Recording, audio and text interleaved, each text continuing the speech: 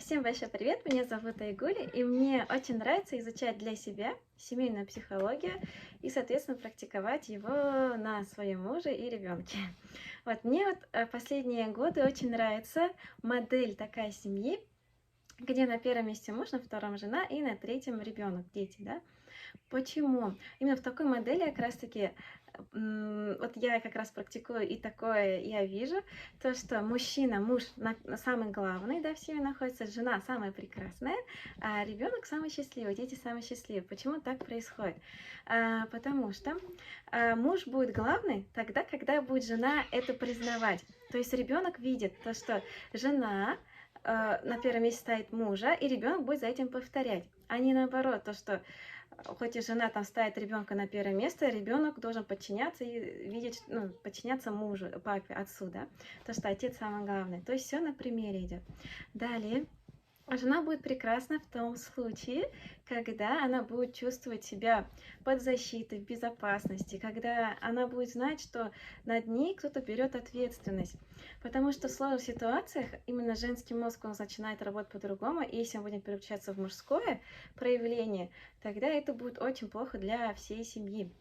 Вот, поэтому, то есть это стресс-ситуации какие-то возникают, да, женщина уже начинает из состояния выживания жить, уже отключается вся вот эта женская суть, теплота, любовь, хотя она так необходима в семье, вот, и, соответственно, когда именно такое состояние, она и проявляется, она и слушает себя, и в доме все хорошо, спокойно, и мужчина возвращается в теплый, уютный дом, где его ждут и любят.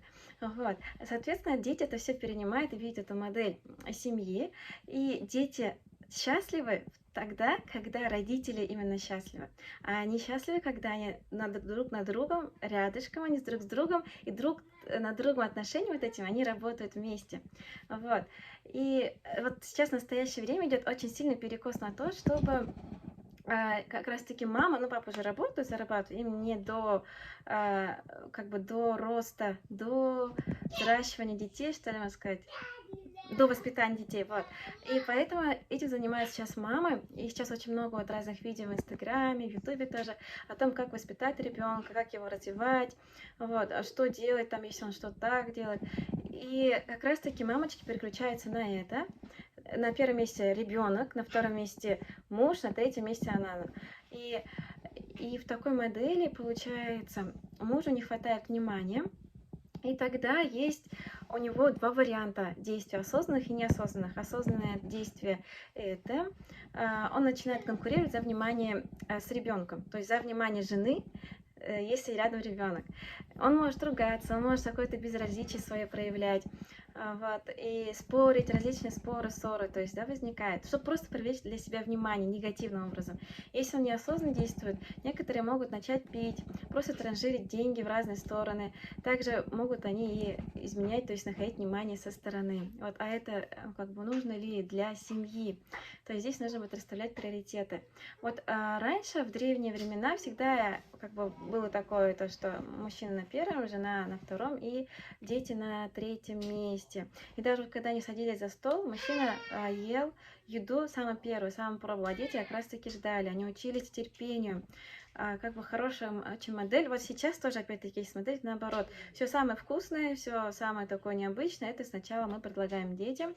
Вот. Я сейчас сама тоже этой модели учусь. Мне она очень нравится. Не всегда ей получается придерживаться, но я ее стараюсь и вижу, какие плоды на себе, на муже и, соответственно, на ребенке. Ребенку сейчас 2 года.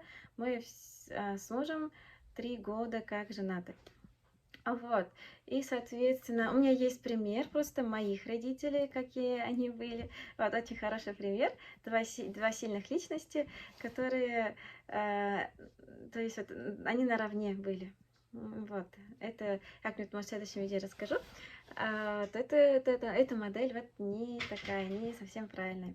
Вот. А у родителей мужа другая модель, когда муж главный, жена под ним и, соответственно, дети на третьем уровне. Вот. И, соответственно, все потихонечку на своем уровне самореализовываются. Вот. Для меня это, соответственно, такая модель.